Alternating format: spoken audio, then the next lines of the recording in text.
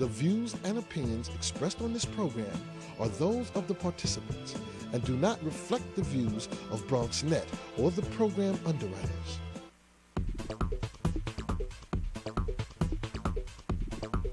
BronxNet. Your voice, your views, your vision. Coming up on this edition of Perspectives, new statistics show an overwhelming number of high school dropouts are African American or Hispanic. We'll analyze why the growing rate and what can be done about it. Plus, my guests are in studio. They're both finding ways to get our young men and future back on the right track to becoming good. And later, we'll tell you about a wonderful program that just might be the model to get the increase minorities need to get a college degree. That's all coming up next on Perspectives with yours truly, Darren Hyman. What's on your mind? Let 'em know. What's on your mind? What's on your mind? Let 'em know. Anything relevant to life, you bring it to the table. Whether you make a move solo or a movement with a stable. No fables, you speak on your decisions. Cause in the long run, it's your voice, your views, your vision. Keeping it real with many messages for you to know. This ain't radio, but DJ runs the show. Entertainment, he rocks it. Politics, he locks it. The host with the most would handle any topic. Don't forget to share your perspective with shines of light. Cause it might make a difference in someone else's life. Make a difference. What's your perspective? Express what's in your heart and your mind. Share your perspective. What's your perspective? Let 'em know. And hello again. Thank you for joining us for another edition of Perspectives. Remember, you too can share your perspective by sending us your comments at perspectives@bronxnet.org. And of course, if you want more information about this or any of our past shows, please visit our website at www.bronxnet.org/perspectives. Well, our first guest is no stranger to us here in the Bronx. He's the director of the Bronx Youth Empowerment Program and plays a huge role in shaping the lives of teens right here in the Bronx. Andy King, we welcome him to the show. And our guest also is the president of the Harlem Educational Activities Fund, also known as HEAF. She's done some remarkable work with her students, helping them to prepare to becoming productive citizens. And Dr. Danielle Moss-Lee is also here. So thank you so much. Thank you. As we were talking at the outset of the show, talking about the disparity in numbers when it comes to the educational system and the fact that it seems like it's harder for African Americans and Hispanics to graduate, and the number and the actual graduation rate. Any particular reason why we're seeing these numbers at a disproportionate level?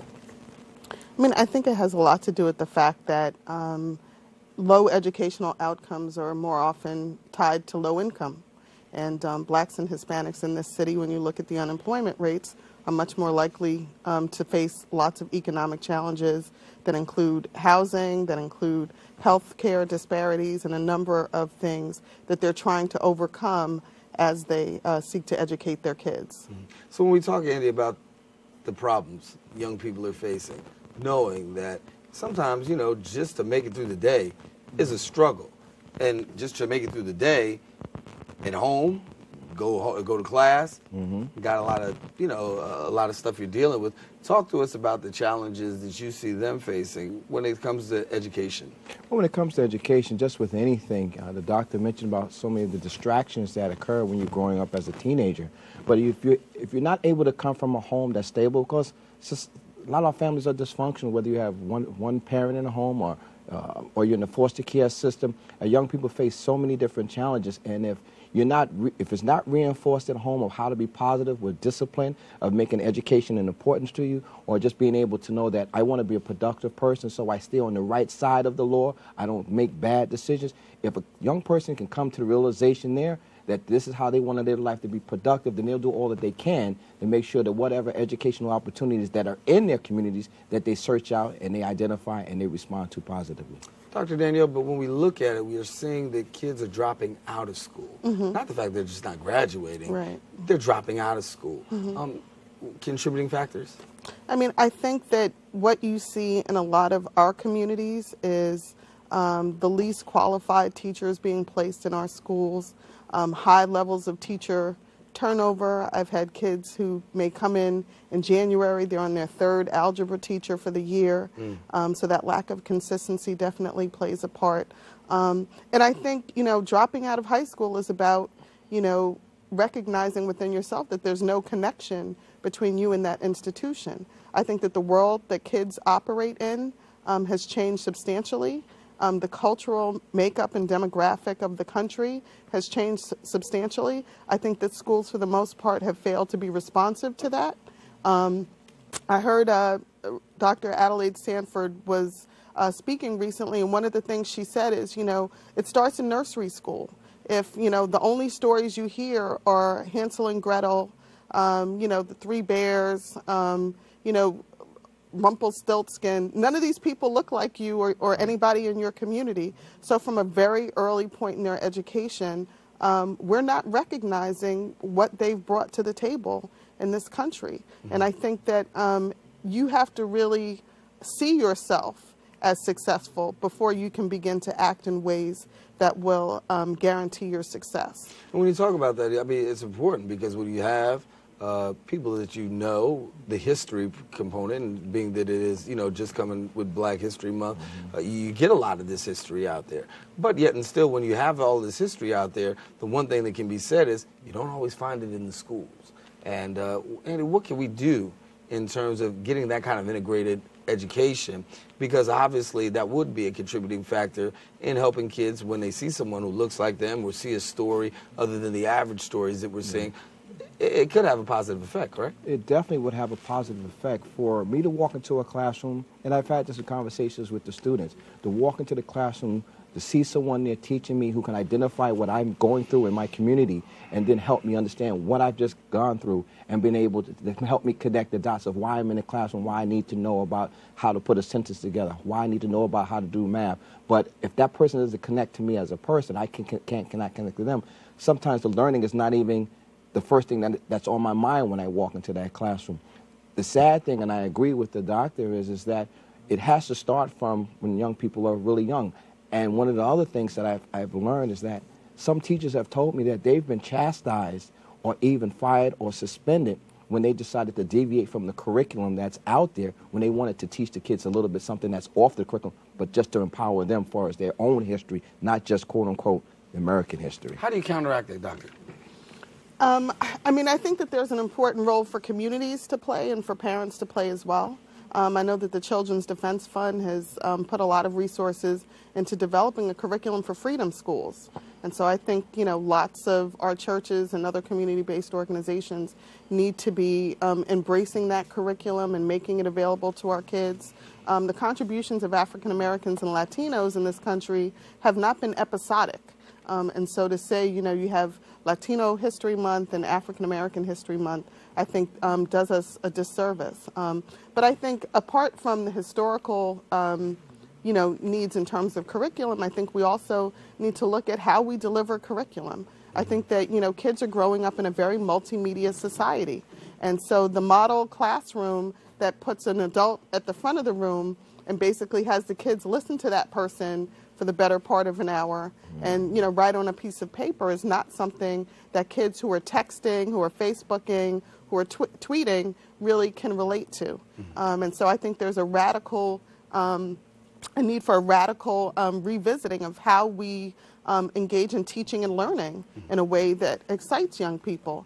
And at the same time, they need to know that everything, is not purely enjoyment. And I think we need to build a sense of resiliency in our kids as well. Some things are going to be more entertaining than others, but, you have to keep the end goal in mind.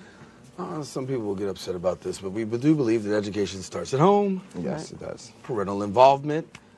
One of the things that we're finding right now, particularly when you talk about the minority community, is I don't know if it's an apathy of parental involvement when it comes to attending PTA meetings, being involved with teachers, things of that nature. Do you find that the parental involvement, particularly in the minority community, lacks compared to whites and other ethnic groups? I think, generationally, if you've not had a good experience in schools, then you're less likely to see them as welcoming institutions in your community, and you may be less likely to come out. I think that somehow or another we've developed a very middle-class ideal of what parent involvement looks like. Everybody's not got the time to bake cookies and come out to PTA meetings when they may have other kids at home. They may be working a late shift. And so I think we've kind of set up this middle-class suburban ideal of parent involvement, and everybody who doesn't fall within that purview isn't doing enough for their kids. But you don't have to physically come to the school to be an involved parent. You know, you can set limits on television, you can set limits on technology, you can set a bedtime in your house. You know, there are other ways that you can support education without physically being in the institutions. And I think on the other side, there are a lot of schools that don't want to see parents in the building, quite frankly. Really? And they're not, you know, they're not really designed and developed to be, you know, welcoming. You know, ask your average parent, do you feel like you could just drop in on your child's class at any moment to see kind of what's going on in that classroom? And they would probably tell you that that's against the rules. So, you know, and I think that that expectation definitely varies from community to community. When you look at schools in the Bronx, I fly just about every week, so I'm used to going through a metal detector, you know, every week. It really struck home for me, I think, when after the metal detectors were first, you know, put in the school system, because in some of these school systems, it looks like the metal detectors are almost more stringent than actually at the actual airports. What do you think? What do you feel stuff like, and understanding a need for safety? You got to be safe. Right. But what do you think that does for a kid's psyche having to go to school with metal detectors? Well, my program operates out of a middle school, and it's really frustrating every day, every evening that you have to go in to feel like you're a criminal to go through a scanning. One of the concerns that the kids have expressed that sometimes during the morning that they have been late due to the fact that there are lines of people trying to get into the school because of the scanning machines. I tell a quick story. One of the principals told me that she was told by the Department of Education to put the scannings in because they wanted to trial it and test it and see how effective it'll work. She disagreed with it, but you know what? Once they were in, they couldn't have them taken out. So the way that they're implementing and putting scanning in, if you really want to save kids, the kids know who are the bad kids and who are not doing what. I say there comes a point in time that we as adults and those who say they're committed to teaching and helping young people, that you need to actually really invest a little bit more of yourself in learning young people, because young people are not bad per se by nature. A lot of this behavior is taught and it could be corrected. And criminalizing me at 12 and 13, thinking that this is the norm, that every place I need to go, I got to take off my belt, I got to take off my shoes. You should see how some of these kids get undressed before they walk into, and now you want to tell me to go learn fractions after you just disrobed me. And treated me like I did something wrong before I didn't even do anything wrong. So this really has to be evaluated how it has an impact on learning, you know, if the real goal is teaching our kids. What about the psyche? What do you feel? I mean, I had a conversation with some of our young men a couple of years ago, and what we were hearing is, I'm 12 years old. When I go into a store, I get followed. You know, when I get onto an elevator with someone who doesn't look like me, they may clutch their purse. They may get off the elevator altogether. Then when I go to my school, I have to be scanned before I can begin my day of learning. And then we have to look at the media images of Black and Latino men and what's being portrayed in the news and what are we seeing. There are lots of good, hardworking men of color in this city. But that is not the first visualization that you get when you think, you know, Black male, 5'10", 6'3", you know, dark hair. You know, we get a criminalized view of what it means to be Black and Latino and male in this country. And so now you're mad at me because I haven't bought into the system and I'm not playing the game. When what you've been telling me from the time that I, you know, could really begin to perceive the world is that, you know, success is not part of the equation for me. You know, and so we're definitely sending a message, and it absolutely has a deep and abiding effect on how young people see themselves. You know, anybody who does success training will talk to you about visualization. What do you see for your future? And speaking of future, I want to talk about that after I take a quick break. I want to talk about college and how we can get kids college bound. I know there's some work that's being done right now. I want you to stay with us. Coming back here on Perspectives, topic of conversation today, education, and particularly how it affects minority young men and also young women. Stay with us. Coming right back right after this.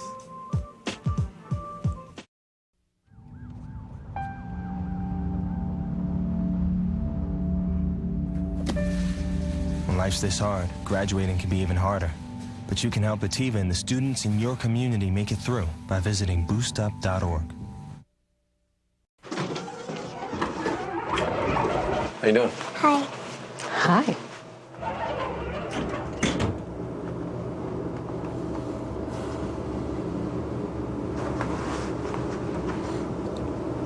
Have a nice day. You too. Thanks. If only child abuse were this easy to recognize. If you even suspect abuse, call 1-800-4-A-CHILD. All calls are anonymous and confidential. Trust your instincts. Welcome back to Perspectives, talking about the topic of education, the disproportionate number of minority men and even young women who are failing, dropping out of school, giving up at such an early age and at a higher rate. And so our guests in studio are Dr. Danielle Moss-Lee and Andy King, who are here with us. And Dr. Danielle Moss-Lee is the president of the Harlem Educational Activities Fund, better known as HEAF. And never got a chance to really get you to explain a little bit about HEAF. Tell us about it. Sure. So HEAF is a college success program. We identify young people from New York City's public schools as middle schoolers and begin to work with them academically and socially to develop a college-going culture and expectation for themselves and also their families. And then we stay with those kids until they actually graduate from college with a degree. Beautiful. So how do you feel that that impacts the life of a young person educationally? I mean, when I hear our alumni who are now professionals talk about what that experience was like, it's life-changing. It's not a drop-in after-school program. It's really a 10-year commitment to really help young people develop the academic skills that they're going to need, a sense of intellectual curiosity that they're going to need, and also a sense of you don't give up. You know, you may hate your roommate when you get there. You know, you may have a guidance counselor who doesn't support your college aspirations. Your financial aid package may need to be renegotiated. So we're picking up the pieces on a number of different levels. And you're celebrating 20 years? We are. We are. And so when you talk about 20 years of working with kids, that's actually following them through the whole educational system. We talked about the fact that it actually, it does something in the life of a young person. Andy, you work with youth and you do some things that are, extracurricular, if you will, right. But yet and still there's a sense of involvement throughout these, very, very trying years. What does it mean to have somebody actually active in the teenage life of a young person? Because sometimes that's where we're dropping the ball, and many times that's where we're dropping the ball. Teenager, go ahead, do what you got to do. All right, just start to smell yourself. But you pretty much stay with it. Well, yeah, we spoke off break. I talked about speaking at a high school and then speaking at a elementary school, and the difference that I saw was that at the elementary school, 60 parents in the auditorium, high school, 3 parents. The problem there is that our society forgets that children under the 12 are dependent on their parents. But after they turn 13, that's when the children really need their parents to be around to help them navigate through peer pressure, navigate through crime, navigate through just learning how to deal with themselves. And if they're able to help them navigate through it, they're able to make better decisions when it comes to going to college. If you come from a household that promotes, talks about education, how to be productive, how to stay on the right side of the law, you tend not to make the errors that will allow you to violate that because that's your makeup. But young people who don't have that connection or have that support structure, if they're not strong enough within themselves to have that discipline, then they'll end up not being able to be a part of a program such as Doctors and doing the right thing. So I applaud you for the work that you do. Continue to, because our brothers, we definitely need it. We definitely need it. How do you go about making kids college bound? Because, it's a process. The parents dread it because they feel, number one, the financial side of it, and then 2, you've got the students themselves who sometimes are challenged because you've been through an elementary education. Now you've gone on to the high school ranks, and it's like, ooh, here's this, another level of secondary education, and there's a lot of fear that goes on in kids. But how do you make them college bound? I mean, part of it is academics. So obviously we're doing a lot of enrichment in English language arts, math, and science. But we're going about that in creative ways. So if you're taking a writing class at Heath, you'll probably be taking a mystery writing class. If you're interested in science, we have a Harlem CSI class that we develop so that you're doing actual experiments and really problem solving and developing those tools that you'll need in higher education. When you come to our floor, there are college banners all over the place that represent real schools where we either have had students attend or have had students visit. We post the acceptance letters of our students as they begin to matriculate off to college. And many times I've heard an 8th grader say, I can't wait until it's my turn to have my letter up on the wall. The other thing is that we start doing college visits as young as 6th grade. I think a lot of times folks don't get why we would start that early. But I know for myself and my husband, when my daughter, was an infant, we were fighting over whose college T-shirt she was going to wear. And so that's all messaging. It's subtle, but it's messaging. Taking your kids back to an alumni weekend event is messaging. Taking them on a walking tour of this institution is slowly building a message. When we have our college students come back in January, they run their own college fair. So it's not like you're going to a huge gym in a public institution where lots of strangers are talking to you about the different colleges and universities that they represent. These are kids from your neighborhood that you saw in this program wearing their college T-shirts telling you, come on, you can do this too. This is what it's going to take. And so I think demystifying college, talking in real ways with kids about the fact that you may end up on a campus where people don't look like you and they may want to touch your hair. And it's okay to say no. You may have a conflict with a professor that you can't resolve on your own. Feel free to go to the dean's office. So helping them to really figure out how to navigate systems, I think is really important. And then because we stay with the kids while they're in college, whether it's helping them with transfers, renegotiating financial aid packages, helping them fill out applications for internships, there's still a sense of connectedness. And so the real celebration for us is actually getting a college degree. Lots of people go off to college. Only 35% of Black and Latinos who go will actually finish. That number for us is 95%. Wow. But I think, a strong expectation that's coupled with real tools and skills so that they're ready definitely makes a difference. That E word that we've talked about before, exposure. How much of a difference does that make when it comes to making a kid, young person, college bound, and even let's step it out a step further, career bound? I think exposure allows them to think outside of the little box that they live in. If you only know 216th Street, that's where you think the sky's, that's the ceiling. But if you get to experience, I heard her mention earlier about trips to California or Africa. We've taken kids to D.C., Washington, Florida. I mean, we've exposed them outside of their communities. So it gives them another educational base to refer to when they start selecting, well, I want to do something. If all I know is this, then I'm limited in my thinking. But as we expand the thinking, the dreams are possible. And that's what we want to be able to do, offer kids dreams so they can dream opportunities. You and I, all of us will one day won't be able to carry that torch, and it's going to be up to them. Are they going to be ready? Are the high schools preparing them to be ready? And I don't want to change it, but that was one of the conversations that when we send our young people to college and you ask why some of our young people may have not succeeded or gone the whole course, well, they weren't prepared before they walked in the door. And we need to make sure that we do a sound job in preparing young people when we send them off to college, that they'll be able to endure. Thank you again. Talk to us about how you can be, Ken Young, who is the program available to? Because you might have someone out there saying, listen, this is something I want my child to be a part of. Who's eligible?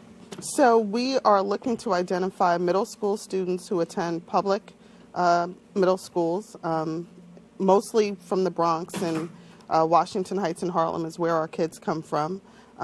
You need to be on grade level so that you're reading at least at your current grade level. Our focus is really on middle performing students who have the potential to become high performing students. I think that a lot of the city's resources go to the lowest performing students, and a lot of the city's resources are focused on the gifted and talented segment of kids. As a former teacher in the Bronx, I can tell you there's nothing more frustrating than a C student who, with an extra kick, could be an A student if they had that level of support. Is there a sense, and even in hearing that, is there a sense of abandonment sometimes amongst educational institutions, particularly teachers, when you have that C student, not to be so driven to push that student from being a C student to an A student and just say, listen, you know what, gave it to you, didn't want to do it, here it is, as opposed to really giving that swift kick, like, you are going to do this, you are going to, is there that kind of, do you sense that sometimes amongst teachers? I definitely think so. I think that we have a lot of, B students who, nobody's saying to them, take the test for Bronx Science. It's just like, oh, I didn't even know that was on your radar. But we should be taking responsibility for how our kids do. And I think a lot of how the educational conversation has been set up so far is to really say, what the kids are or are not doing. And it's up to us as adults to really be creative and put on our thinking caps and to partner with young people in terms of developing experiences that will motivate them. Our kids get to help us hire the staff that work in this organization. That is incredibly empowering. Our kids will rate their teachers at the end of each class. And if there is somebody who didn't cut the mustard, I will not rehire them. That's real power, and the kids respond to that. We have the luxury, obviously, because we're not a school, of really teaching things that the kids are interested in and that excite them. So the high school students this semester wanted to take a law and psychology class. Really? I was like, why law and psychology? It's like, well, it seems sometimes when you watch, a courtroom drama unfold, like there are a lot of mind games going on. So we're wondering, like, how much is psychology infused into the law to kind of get the information that you need from a witness or, to interrogate a suspect. And, so we found someone who was qualified to offer that class. And so the kids are reading and they're excited, they're engaged because they have a say. And I think that's one of the most important lessons that I hope people will take from the work that I'm doing. This is a partnership. You can't make somebody be anything. Right. I'm sure all of us have at least one grown person in our life. If we could just, snap our fingers and get them to change their behavior, we'd be really excited. But this is a partnership, and we really need to engage young people as partners. Andy, before we wrap up, tell a little bit about your program, if we can, and how people can be a part. Well, the Bronx Youth Empowerment Program is a program for teens from the ages 13 to 21 years of age. Bottom line is building mind, body, and community. Anybody would love to be a part of this program that helps young people become productive adults. They can reach us at 718-515-0822 or email us at BronxYep, Y-E-P, BronxYEP at gmail.com. And we're on Facebook. So if you get a chance to go to Facebook, you see some of the dynamic things that these young people have experienced. All righty. And Dr. Danielle Moss-Lee, where can people reach you at? So definitely check us out on the web at www.heafasinfrank.org. Our telephone number is 212-663-9732. We're also on the web, on Facebook and Twitter, so look for HEAF. All righty. Thank you so much, both of you guys, for coming and sharing with us. And we appreciate the work that you guys are doing. Continue up the great work because it's much needed in our community and definitely in our society. Well, that about wraps it up for another edition of us here on Perspectives. We thank you for watching, and we encourage you to check Perspectives every Tuesday night live out, and you'll be able to see a brand new, fresh episode of Perspectives. We encourage you to check us out throughout the course of the week, and we, too, guess what, are on the World Wide Web, www.bronxnet.org. Also, Facebook. Just go ahead and Facebook us, and I also have a personal Facebook page, Darren Jaime. You can check us out there, and we'll continue to let you know what's happening here and on the show. But for all of us here on the set of Perspectives, we thank you for watching, and until the next time we meet, stay safe and share your perspective with somebody else because it just might make a difference in their life.